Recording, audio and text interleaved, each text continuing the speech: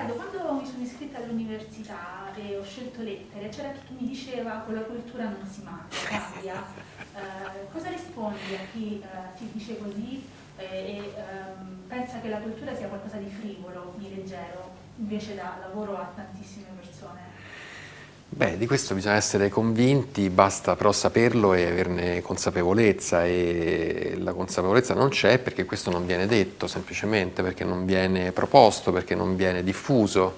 Ci vuole la volontà, credo, culturale, sociale, politica, insomma di tutti, per affermare un principio che però è nei fatti. Ovviamente, insomma, la cultura dà lavoro, no? Dà ricchezza, è un motore economico importante del paese, e oltre ovviamente a farlo crescere, insomma, ecco, quindi eh, molto spesso i problemi di divisione sociale nascono anche dalla non conoscenza, insomma, di aspetti della vita culturale no, del nostro paese. Quindi se il paese ritrovasse compattezza su questo, beh, sarebbe un passo avanti enorme, evidentemente, no? Poi nella logica di un personaggio come Monica è un modo di dire che nasce come dire, no? Dall'affrontare una vita complicata, difficile, insomma, ecco, quella di Monica non è una vita semplice, no? Eh, Bisogna dare a Monica gli strumenti per poter affermare che con la cultura si mangia. Ecco. Questo è un film che parla di condivisione e di coesione. C'è un pubblico che ha visto il primo capitolo e che lo aspetta con trepidazione, ma tu chi vorresti che vedesse questo film oggi? Ma vorrei che lo vedessero tutti, nel senso che vorrei che lo vedessero le persone che la pensano come me, le persone, e forse soprattutto le persone che non la pensano come me.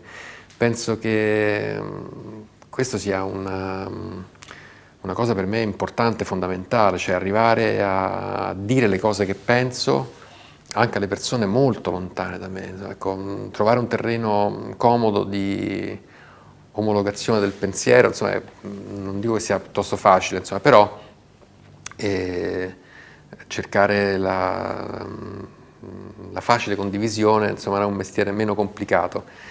Cercare la condivisione di chi è molto lontano penso che sia a volte un'impresa, insomma, ecco così, però sia una cosa che un film può fare, perché lo può fare soprattutto perché è un film molto popolare, quindi che parla un linguaggio semplice, che cerca di essere inclusivo e non esclusivo, che non cerca di far star fuori dalla sala un certo tipo di pubblico, che io cerco di portare nella sala, cioè a vedere il mio film, a dire le cose che cerco di dire al maggior numero di persone, appunto a persone anche molto distanti. Che è un po' quello che fanno però Monica e Giovanni, ecco, quello di trovare, nonostante i motivi di divisione, beh, loro due sono due, invece di essere due fomentatori dell'odio sociale, sono due persone che, nonostante la divisione sociale, riescono a trovare dei punti in comune, perché su dei punti non si può essere, diciamo,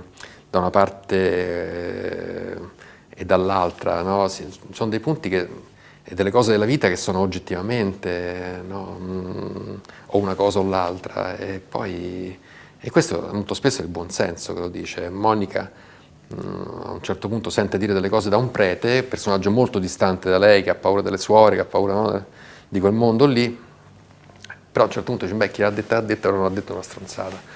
È perché è un modo molto semplice, però diretto, ed è anche una qualità di Monica, quella di saper distinguere poi le cose, ecco, al di là delle ideologie, di tutto. Nel film ci sono due momenti onirici, due incubi. Se dovessi scegliere, fa più paura Suor Forchetta nell'ultimo sigillo o le gemelle in Shining? Beh, fanno paura tutte e due a Monica e Giovanni perché sono un po' i loro incubi, no? E, insomma, lì volevamo divertirci un po' con quelle che però sono delle caratteristiche importanti e di un mondo e dell'altro, cioè a volte la distanza, insomma, è tale perché c'è la paura dell'altro, ecco, ecco, quello che si porta appresso.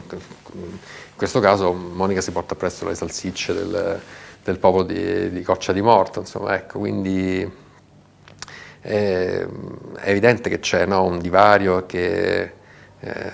però appunto come è evidente questo, è evidente anche il fatto che c'è però cresce nei due personaggi la consapevolezza di poter prendere uno dall'altro delle cose, insomma, ecco, e su quelle cose lì costruire una vita più giusta, più sana, più normale. C'è una frase che pronuncia Monica: Roma è sempre bella anche se la prendi a calci. Sì. Non credi che però ogni tanto, invece di puntare il dito sempre contro le istituzioni, dovremmo puntarcelo contro anche noi per come trattiamo le nostre città? Guarda, lì andrebbe bene anche un altro modo di dire che avevamo in qualche modo ipotizzato per quella battuta lì, che era anche quando ti prende a calci Roma, perché molto spesso gli abitanti di questa città sono persone che appunto invece di guardare alle responsabilità di altri dovrebbero guardare alle proprie responsabilità. Vivere una città significa viverla a fondo, con rispetto, no? È la tua casa in qualche modo, ecco, e molto spesso i romani non si comportano come se fosse la propria casa. C'è un momento in cui Monica ha un'epifania ed è data anche grazie alla visione di Dramma della gelosia. Volevo sapere perché avevi scelto proprio quel film. Guarda, noi siamo andati, sono andato a un certo punto a presentare Come un gatto in tangenziale a Tor Bella Monaca, esattamente nel punto in cui abbiamo girato, esattamente con la posizione dello schermo che c'è nel film. E quella è un'iniziativa molto bella di un'associazione romana che ha portato il cinema nelle periferie, insomma, ecco. E quindi c'era da una parte riconoscere quel valore lì e dall'altra l'amicizia, l'affetto, la stima per un personaggio enorme come Ettore Scola e per un cinema così alto e così popolare e anche per due attori appunto così alti e così popolari come erano Marcello Mastroianni e Monica Vitti. Grazie mille. Grazie a te, grazie.